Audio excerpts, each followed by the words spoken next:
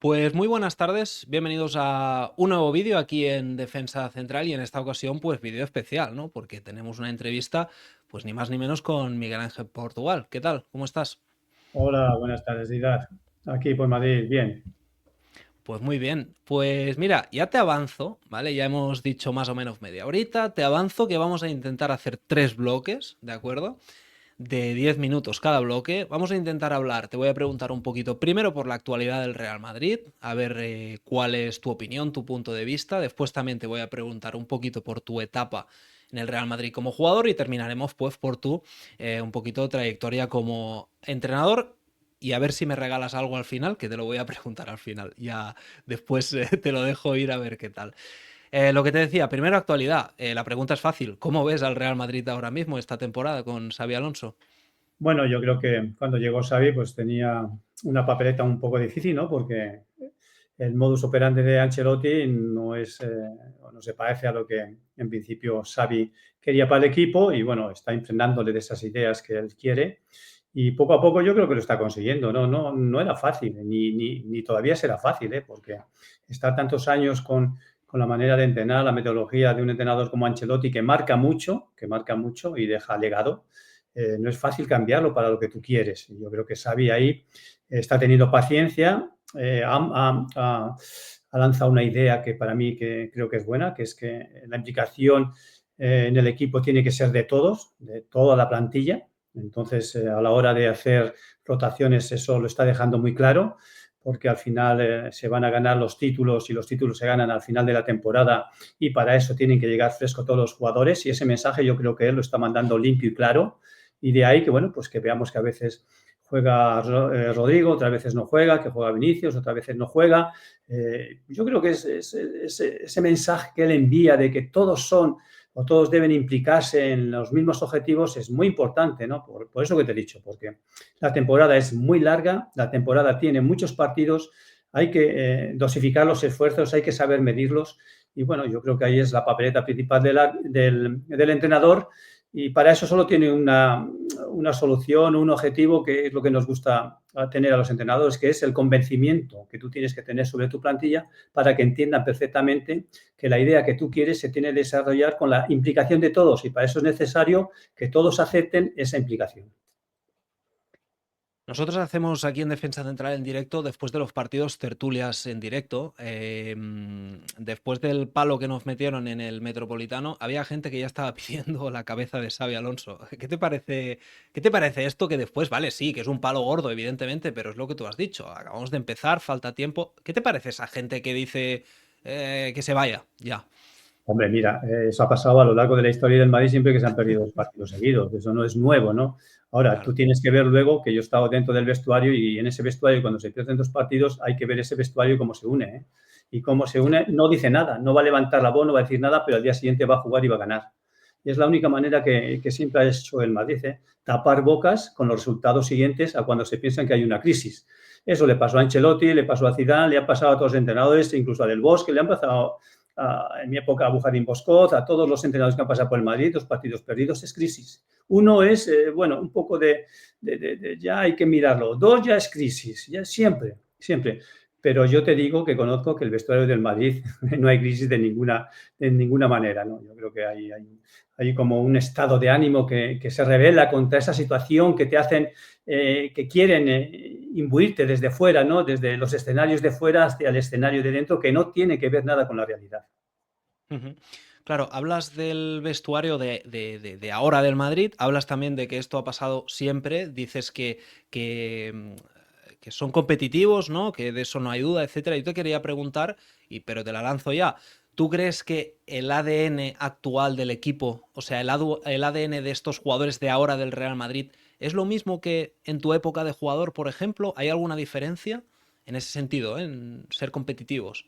Bueno, hay diferencia en que ahora hay muchísimos jugadores que no son nativos de España, pero que el Madrid te impregna de una señal de identidad que es igual que seas de fuera que seas de aquí. Es la marca Real Madrid. Y eso vale para todos, para todos. Y se está viendo que vale también para los que son foráneos, ¿no? Que perfectamente se adaptan y enseguida captan cuál es la magia del Madrid. ¿Cuál es las señas de identidad del Madrid? ¿Cuál es el gen del Madrid? Y eso seguirá siendo así, independientemente que evidentemente los escenarios de mi época y los de ahora son totalmente diferentes, cambian las nacionalidades, pero no cambian las personas, porque las personas siguen teniendo siempre el mismo carácter, la misma personalidad que te hacen el Madrid adquirir. Es decir, te impregna de esas señas de identidad, de ese gen de blanco, que eso, vengas de donde vengas, al final lo tienes y lo adquieres. No, y al final estoy de acuerdo contigo, ¿eh? Que a veces, ahora es verdad que hay mucho jugador extranjero, no hace falta haber nacido en Madrid para sentirte muy madridista y sentir los No, colores, no, ¿no? no, en absoluto, en absoluto. Claro, Mira, Mbappé al principio cuando vino se encuentra como que la gente decía que no se identificaba. Mira, ahora está identificado, no es que todo el mundo necesita adaptación, ahora está identificado, vamos, y para él el escudo blanco es lo máximo. Y cuando se vaya de aquí será lo máximo por lo que ha pasado, como lo recuerda Cristiano, como lo recuerda Ronaldo, como lo recuerdan todos los grandes jugadores que han pasado por el Madrid, que al final se les queda en su piel. Es como un tatuaje para toda la vida. Se te queda ese gen grabado a manera de escudo y tú toda la vida vas a ser ya blanco. Ujú. Decías de Mbappé. Yo te pregunto, por Mbappé y Vinicius con Xavi Alonso, han cambiado cositas, ¿no? Porque Vini parece que ya no es intocable, que Mbappé es el líder. ¿Qué opinión te merecen estos dos jugadores ahora mismo con Xavi? Hombre, yo creo que Xavi lo que está es siempre testando a todos sus jugadores para esa implicación que yo te he dicho, ¿no? Y en ese convencimiento que tiene que tener el entrenador o tiene que dar el entrenador sobre sus ideas, ¿no? Y yo creo que ahí lo están comprendiendo perfectamente. Sí, dentro del vestuario cada uno sabe cuál es el estatus de cada uno. Vini sabe cuál es el estatus de Mbappé, Mbappé sabe cuál es el estatus de Vinicius, Vinicius sabe cuál es el estatus de Rodrigo, y Rodrigo sabe cuál es el estatus de Bellingham y el estatus de cada uno. Eso se conoce dentro del vestuario. Ahí no se engaña a ningún jugador. Cada uno dentro del vestuario sabe cuál es su estatus dentro del vestuario. Y el entrenador luego elige.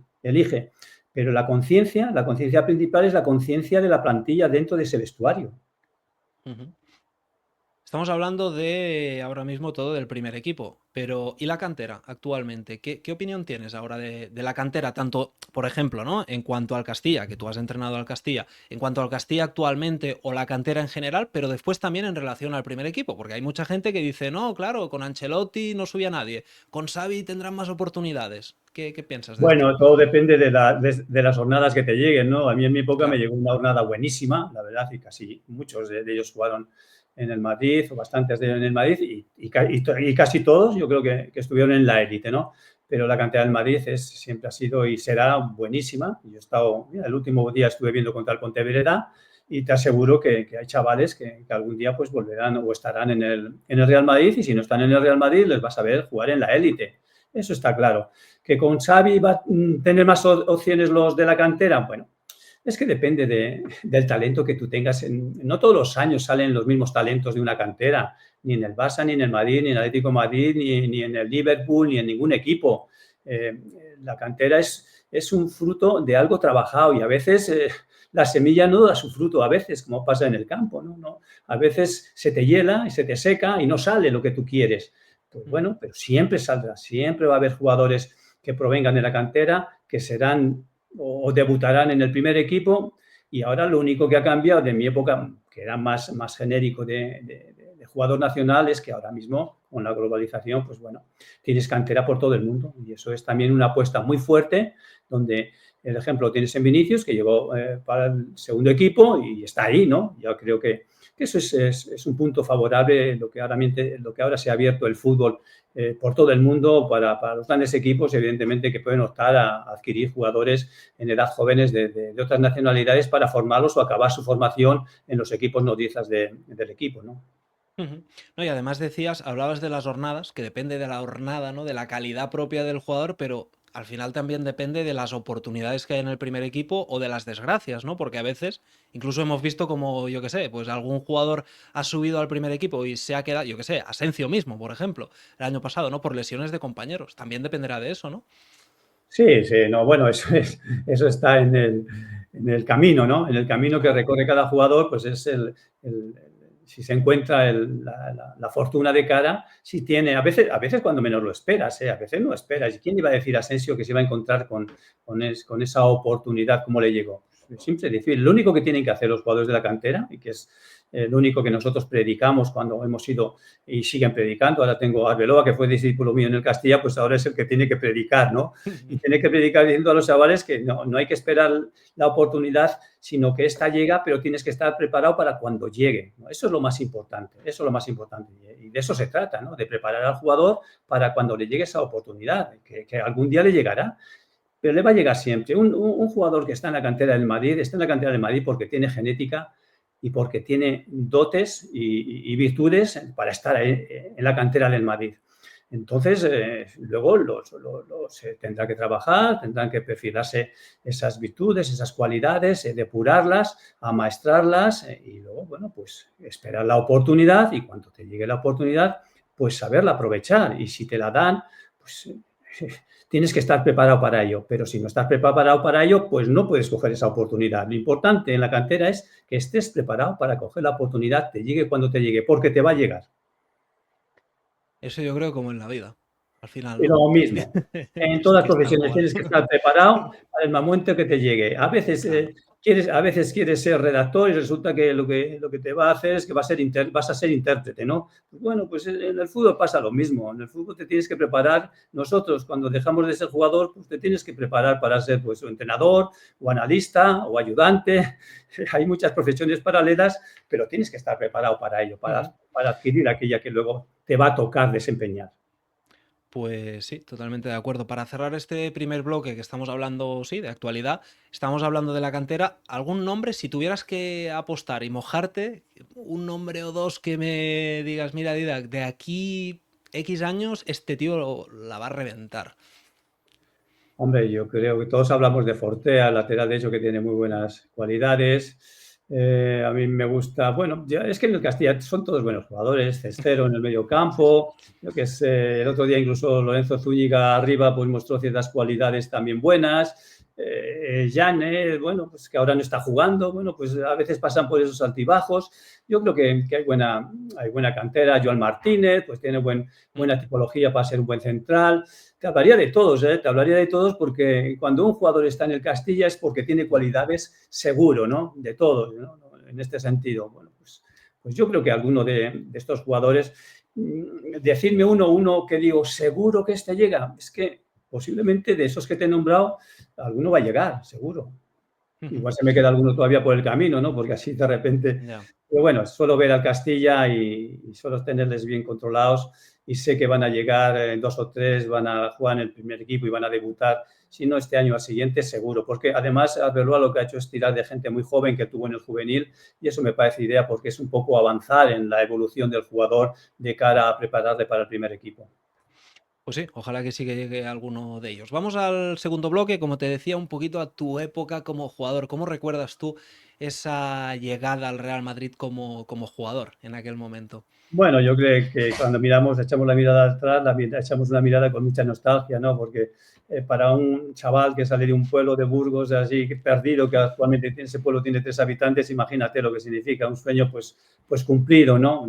Yo jamás me imaginé que podía jugar al Madrid. Yo cuando estaba en el pueblo y escuchaba los partidos de la Copa de Europa con 7, 8 años por la radio esa de Telefunke que teníamos colgada en la pared mi padre, pues imagínate, y después estar siendo tú protagonista, ¿no? Yo creo que es un sueño que se cumple, que lo más bonito para cualquier chaval es que nunca...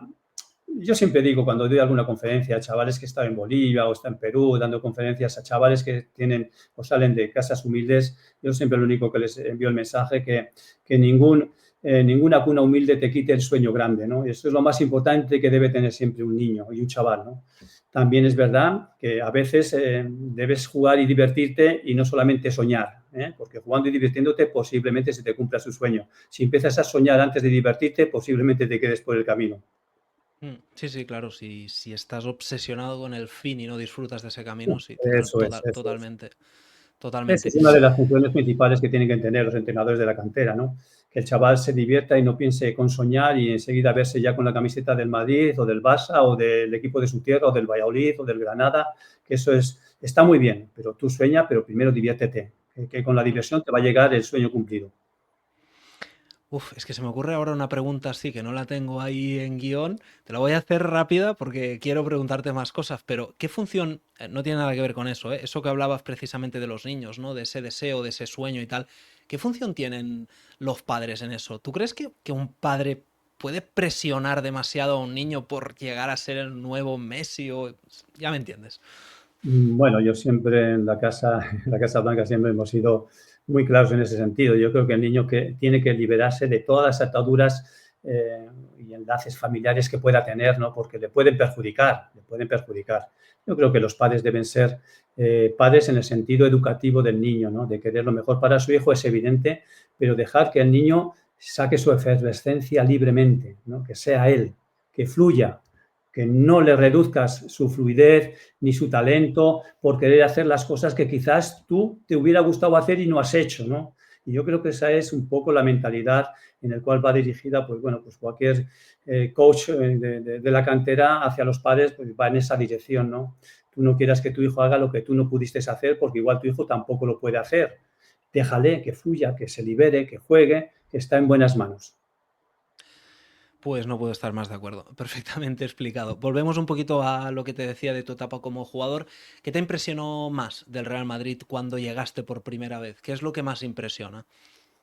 Lo que más me impresionó fue una anécdota que yo siempre cuento, que yo venía de Burgos, bueno, pues había jugado en primera división, allí, pues bueno, como un chaval joven, yo me cuidaba, bueno, pues no, nada alcohol, pues poquísimo, casi nada, bueno, una copita de vino que Arsenio, que yo tuve entrenado a Arsenio, que en paz descanse, que fue un poco mi mentor en el Burgos, me daba una copita de vino en las comidas y ya chaval, una copita y vale, ¿no? Bueno, pues yo cuando llego al Madrid y veo en la repisa del vestuario una botella de coñac, de Magno, que era lo que se tomaba entonces con el café, el Sí, carajillo, sí, sí, para sí, yo me salir acuerdo antes de los delante. partidos. Claro, yo tenía esa imagen del Madrid, bueno, pues bueno, cuidarse, pues como ahora, ¿no? La nutrición, el descanso, el entrenamiento, y me encuentro allí la botella de mano, claro, yo nunca he vivido, ni me ha gustado el coñac nunca, ni nada, ¿no? Pero me chocó un poco, ¿no? Ver, eso fue como una anécdota que me chocó, pero después, aparte de eso, lo que más te choca es la lucidez del vestuario, la lucidez de un vestuario jerárquico, donde hay jugadores con pozo que imbuyen a todos los demás con ese gen madridista de ganador, esa ambición te la meten desde el primer día. Yo me topé allí pues con los Pirri, con los Benito, con los Camacho. Imagínate lo que era ese vestuario antes de un partido. Allí no hay ningún resquicio que no sea otro para ganar. Ahí todo es para ganar. La ambición, la ambición. Me ha hecho gracia lo del coñac, sí, de lo del Magno. Vale, te quería preguntar precisamente también por eso, ya lo has contado un poquito, ¿no? Pero por cómo era el vestuario en aquel momento y también acabas de decir algunos de los compañeros que tenías, pero ¿quién te marcó? ¿Quién fue más especial para ti en cuanto a relación personal o en cuanto dijeras, hostia, este es el auténtico líder? No sé, ¿quién te marcó más, quizá? Hombre, yo coincidí con Juanito 4 años en el Burgos y luego otros 4 en el Madrid, porque él también llegó al Burgos, no, en el Burgos 3, él llegó también muy joven, estuvimos 3 juntos. Yo solo jugué al final. Cuando él se marchó, empecé yo a ser titular, y no jugábamos en el mismo puesto, ¿no? Pero bueno, él es un año mayor que yo, pero en aquella época, bueno, pues un año siendo jóvenes, pues igual se notaba y en primera división no era fácil jugar en el Burgos en primera división, pero Juanito, la verdad es que su carácter, su personalidad, pues marcaba mucho. Pero a mí me marcó mucho también en el Madrid Charly Santillana. Creo que hicimos muy buenas migas, él conmigo siempre me atendió fenomenal, seguimos teniendo una grandísima amistad y luego, como te digo, a nivel de ambición, a nivel de provocar estados de ánimo poderosos dentro del vestuario, pues los Benito, los Camacho, los Pirri, Juanito, Santillana, es que Vicente del Bosque, aunque Vicente del Bosque era quizás más intelectual, por decirlo de alguna manera, ¿no? Del fútbol, pero sí que era un vestuario, es que era un vestuario muy unido, donde a los jóvenes nos aceptaban fenomenal, de una manera que es siempre de agradecer, ¿no? Porque allí cada vez que llega uno de fuera, y ahora pasa lo mismo, la adaptación es enseguida. Y se nota en el desarrollo del juego cómo el jugador se ha adaptado enseguida a ese vestuario, ¿no? Generalmente es un vestuario muy sano, salvo raras excepciones que claro, siempre ha podido haber, pero yo no recuerdo así excepcionalmente algún vestuario que haya estado, por decirlo de alguna manera, con alguna manzana podrida, ¿no? Porque siempre ha habido ese ánimo, esa ambición de todos, de que se van los Pirri, se van los Camacho, se van los Benito, pero llegan, pues, yo qué sé, los Juanito, los Santillana, llegan los Michel, los Butragueño, los Sanchís, y así todas las generaciones, ¿no? De generación en generación se va sustituyendo esa manera de sentir el club y de sentir lo que es la camiseta blanca. Perfecto, pues si te parece, ese último bloque que te decía de esta entrevista de hoy, de tu etapa ya de entrenador, ¿no?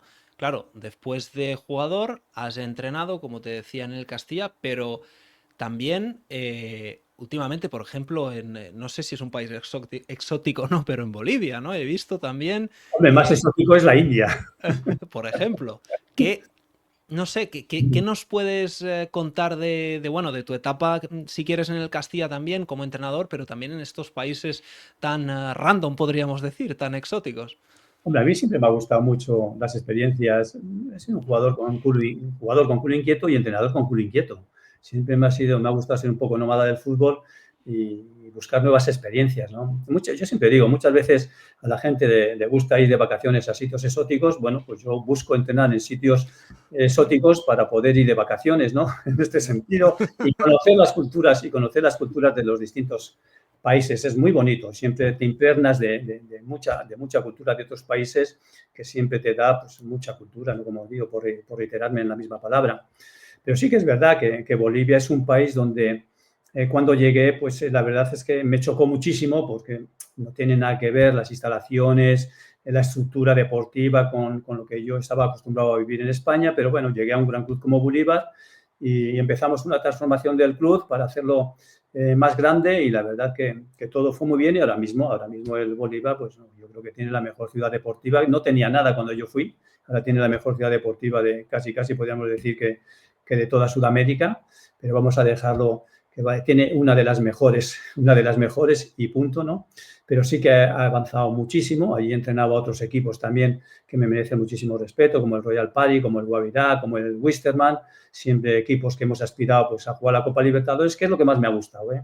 Yo si voy y salgo de España es porque tienes ese objetivo de poder jugar algo importante, ¿no? Algo importante. Y allí siempre he estado en la Copa Libertadores o en la Copa Sudamericana, que la he jugado, pues, con todos los equipos que he estado, menos con el último Guavirá, porque estuve menos tiempo, pero con los demás la he jugado, ¿no?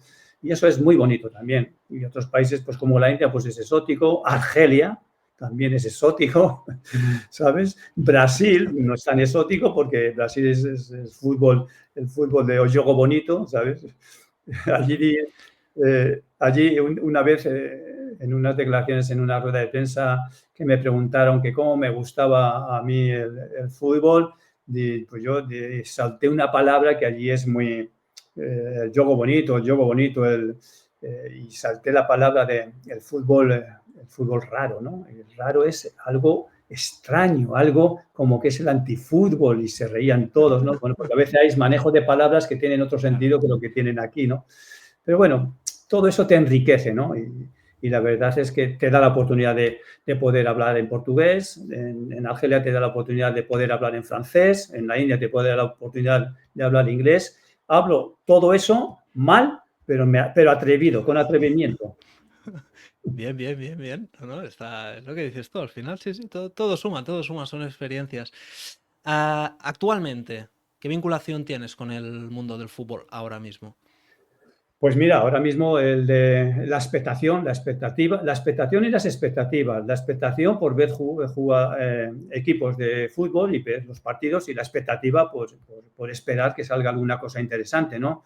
Hemos estado ahí hablando, pues, generalmente a mí las expectativas que más me llegan o que más espero son de fuera. Aquí en España, la verdad que eh, muchas veces puede sentar mal, ¿no? Pero a veces cuando te pueden buscar aquí en España, ya son muchas veces por situación límite de un entrenador con experiencia que te pueda sacar las castañas del fuego. Y yo soy de los que piensan que las castañas del fuego sí tienes que tener suerte, y tienes que tener conocimientos, y tienes que tener experiencias, pero si han pasado 2 o 3 entrenadores por un equipo, me parece que tú no eres más listo que ninguno de ellos, aunque pueda ser algo más listo, aunque pueda ser un poco más listo, ¿no? Pero algo falla de base, ¿no? Y ese fallo de base, seguro, casi seguro que no es el entrenador. Se puede dar la circunstancia que tú reflotes, ¿no? Porque a veces se da esa circunstancia, pues por lo que sea, ¿no? Pero no es fácil. A mí me gusta siempre coger proyectos donde haya proyectos con objetivos interesantes y, como te digo, si vas a una primera división, bueno, pues que tengas opción de quedar campeón o de jugar una copa, ya sea la Copa Americana, ya sea la Copa de Asia, ya sea donde vayas, ¿no? Y eso es lo que más te motiva como entrenador cuando ya cumples una cierta edad.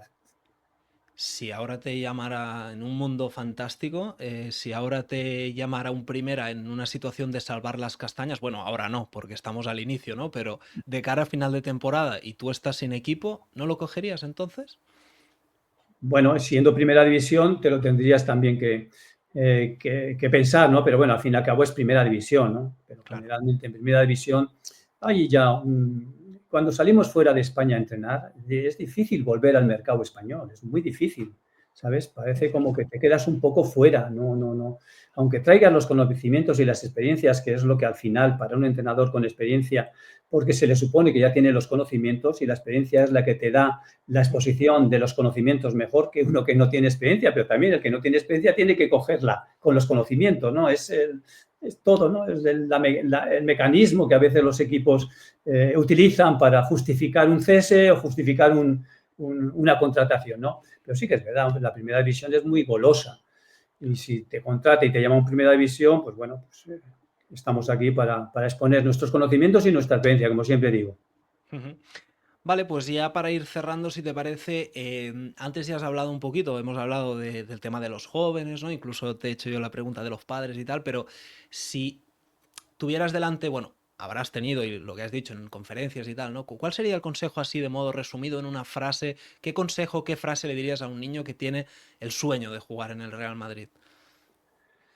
Que no se lo quite nadie, el sueño, que el sueño es lo que, ese sueño no te lo debe quitar nadie, ni los contratiempos que tengas, porque todos a lo largo de nuestra carrera hemos tenido contratiempos, no ha sido fácil. Yo, para mí, Claro. para llegar al Madrid, he llorado muchas veces porque veía que a veces no contaban conmigo cuando eras más joven y se te caían las lágrimas, pues de rabia, ¿no? Porque igual el entrenador no te entendía, ¿no? Bueno, pues insistir, yo siempre digo, insistir, insistir y nunca desistir. Insistiendo, insistiendo, al final llegas, ¿sabes? Y que el sueño no te lo quite nadie, si eso es así, ¿sabes? Evidentemente tienes que tener cierta calidad y cierto convencimiento de ti mismo, porque en el fútbol hay tres maneras de competir. Competir primero contigo mismo para crecer y mejorar. Segundo, cuando estás en un equipo, competir contra tus compañeros para ganarte un puesto. Y tercero, competir contra el rival para ganar. Cuando tú asimiles bien esos tres tipos de competición, ese sueño tuyo se puede cumplir perfectamente. Ujú. Pues muy interesante, la verdad, tal cual. Para cerrar, claro, te quería preguntar lo que te decía, si me regalabas este final, era preguntarte alguna anécdota, claro, me has explicado ya lo del coñac con el en el vestuario tal, no sé, alguna otra que puedas explicar así también divertida. A mí siempre se me olvidaban los porteros. Cuando iba a Pero hacer una alineación y los demás me decían, bueno, pues que juegue Toño en el Racing de Santander, por ejemplo, ¿no? hostia, Toño. O con Torti, pues tenía ahí los dos, bueno, y al final, mister, que juegue Toño, ¿no? O ¿quién juega? Bueno, pues son cosas que a veces pues a los entrenadores se nos pasan porque estás obcecado con él. Y nos pasa casi siempre cuando hacemos una descripción de una alineación, muchas veces el 4-4-2, nunca pones el 1-4-4-2 o el 4-3-3, siempre el Esto, 4-3-3, casi te olvidas siempre del portero, ¿no? Con lo importante que es el portero, ¿no? joder, Bueno, pues anécdotas esas a veces de lapsus que tienes, pues sí que siempre me han pasado, ¿no? Pues, en ese sentido, porque muchas veces estás tan concentrado en algo claro. y no te das cuenta de lo más sencillo que tienes enfrente, ¿sabes? Estás pensando más allá de lo que está aquí. Y eso a veces te hace que ese despiste, bueno, pues sea pues algo como de risa y que siempre, además, te digo una cosa, siempre lo van a recordar los jugadores, eso, siempre lo van a recordar.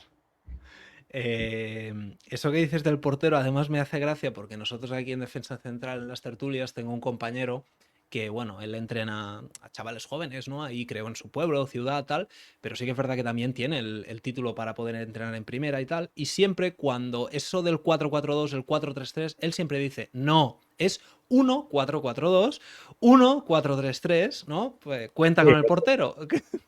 no, eso es así. El portero además casi siempre... Claro.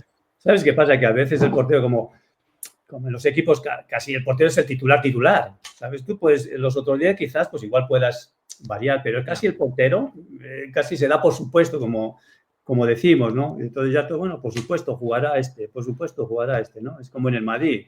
Si se te olvida el portero y dice, por supuesto jugará Courtois, ¿no? Pues Sí, sí, es lo mismo, ¿no? Es lo mismo. no hay Pero sí más. que es verdad, las anécdotas de los entrenadores generalmente son anécdotas para el recuerdo. Y el jugador se puede acordar de que tú eras buen entrenador o malo, ¿no? Pues, pero si has tenido una anécdota, de esa se van a acordar toda la vida. Sí, sí, sí. Yo no sé si te acuerdas hace poco, no tiene nada que ver con eso, ¿no? Pero cuando Carlo Ancelotti dijo en rueda de prensa lo de Tchouaméninga, ese lapsus, esa confusión, eso Mira, fue yo para el otro recuerdo. día, otro día en una entrevista en Bolivia, había un equipo, el Blooming, jugamos contra el Blooming, yo estaba, me parece que en Royal Party, y en una rueda de prensa me preguntaron que cómo veía a Blooming, y yo dije, pues bueno, es un equipo joven, valiente, veloz, un equipo fresco. Claro, allí fresco, ¿sabes qué es? Es gay. Eh, no lo sabía. Mira, más de 100.000 likes en mi móvil, ¿sabes? Sí, El claro. profe Portugal dice que Blooming es gay. Hostias. Bueno, pues esas Claro, cosas claro. que siempre te ocurren con el tastabilleo del lenguaje de cada sitio, ¿no? Sí, sí, esa es buena, esa es buena.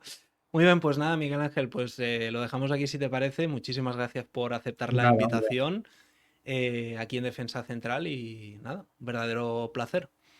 Se hubiera encontrado más cómodo Goyo Benito ahí que yo. Goyo Benito era el gran central o Fernando Hierro o algún defensa central, igual hubiera estado más cómodo, ¿no? En defensa central. A mí esa posición como que yo era más de posicionamiento de organización. Pero bueno, Nada, está bien. pues lo dicho, muchas gracias. Un Nada, abrazo. Milad, un abrazo grande. Hasta luego. Adiós, adiós, adiós.